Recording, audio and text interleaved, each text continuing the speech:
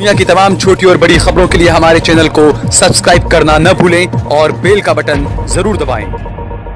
गुजरात में कोरोना से अब तक 48 लोगों की मौत हुई है।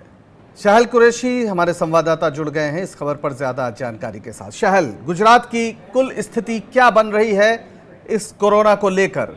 जी देखिए, गुजरात में जो स्थिति बहुत ही हालात से बाहर हो रही है ये कह सकते हैं, क्योंकि जिस तरीके से मामले बढ़ रहे हैं, एक ही दिन में जो है वो 24 घंटे के अंदर आज 7 मौत हो चुकी है गुजरात में। इसके अलावा एक ही दिन में 176 मामले बढ़ना ये सरकार के लिए भी बड़ा गंभीर चिंता का विषय है। दूसरी तरफ आप देखिए कि 88 लोग रिकवर भी हुए हैं, 88 लोग अच्छे हुए हैं इस कोरोना के जो जद में आए हुए संक्रमित थे वो लोग। लेकिन इसके अलावा अब तक जो है वो 16,925 लोगों को क्वारंटाइन में रखा गया है और इसके अलावा जो है वो हर रोज तकरीबन 70-80 मामले हर रोज बढ़ रहे हैं। तो ऐसे में यकीनन सरकार के लिए बड़ा गंभीर विषय है। लेकिन दूसरी एक और बात आप देखिए कि एक तरफ जहां तबलीग की बात ये लोग करते हैं और जो बदनाम करने की बातें कर रहे हैं, लेकिन दूसरी तरफ अहमदाबाद के अंदर एक इलाका है गुलबाई टेकरा। उस इलाके में वहां पर पूरा हिंदू बहुल वो इलाका है, वहां पर कुछ स्लम्स एरिया है, कुछ झुग्गी झोपड़ियों के इलाके हैं। वहां पर कल एक ही दिन में 6 केस सामने आए थे और जब 6 केस सामने आए उसके बाद वहां पर म्युनिसिपालिटी और पुलिस ने जाकर उस पूरे एरिया को कर्डन कर दिया, पतरे वगैरह लगाकर उस एरिया को बंद कर दिया।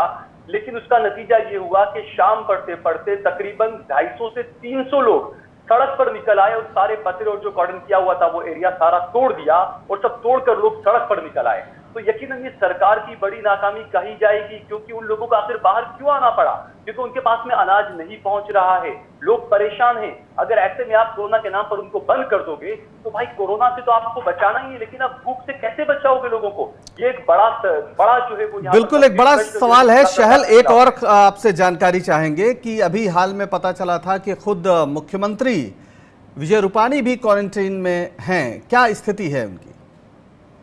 जी बिल्कुल, विजय रूपाणी भी क्वारंटीन में है। वो इसलिए क्योंकि कांग्रेस के एक धारासभ्य एक विधायक हैं इमरान खेड़ावाला, वो जो है वो मुख्यमंत्री से मिले थे 2 दिन पहले और जब मुख्यमंत्री से मिले उसी दिन उनका कोरोना का रिपोर्ट जो है वो पॉजिटिव आया था।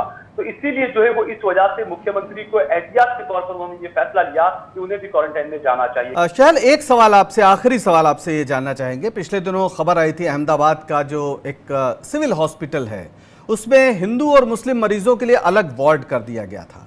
क्या इस पर सरकार ने कोई एक्शन लिया है या फिर यह माना जाए कि गुजरात सरकार की यह पॉलिसी है और ऐसा ही होगा? देखिए बिल्कुल, गुजरात शुरू से ही बीजेपी के लिए, आरएसएस के लिए एक प्रयोगशाला रही है। जो कानून या जो चीजें यहाँ पर पहले अमल में लाई जाती है वही बात को उसको आगे वो लोग बढ़ाते हैं। तो गुजरात में ऐसी चीज होना कोई नई बात नहीं है, क्योंकि देखिए ये तो सिविल अस्पताल की बात है ना कि सिविल अस्पताल में से अलग अलग वोट किए गए। लेकिन इस पर किसी की नजर आज तक नहीं गई कि गुजरात में ये कानून भी है अशांत धारा के नाम से कि यहाँ पर कोई हिंदू मुसलमान का मकान नहीं खरीद सकता, कोई मुसलमान हिंदू का मकान न बेच सकता है न खरीद सकता है। तो ये तमाम चीजें गुजरात में पहले से मौजूद है। तो ये नहीं, इससे मैं तो कहता हूँ मैं सरकार से उम्मीद भी नहीं करनी चाहिए, बेईमान की उम्मीद हम सरकार से उम्मीद करें कि इस पर कुछ एक्शन ले, क्योंकि ये बिल्कुल एक सोची साझी रणनीति के तहत किया गया है। अगर सरकार गंभीर होती तो सरकार फौरन ही मेडिकल सुपरिटेंडेंट के खिलाफ एक्शन लेती, फौरन सरकार की तरफ से, सीएम की तरफ से या प्रवक्ताओं की तरफ से, पीआरओ की तरफ से बयान आते। लेकिन आज तक इतने दिन होने के बाद भी कोई बयान नहीं आया है। इससे हमें खुद सरकार की मंशा समझ में आ जाती है। जी बहुत शुक्रिया इस सारी बातचीत के लिए। शायद आप देख रहे हैं देश लाइव, देश की आवाज।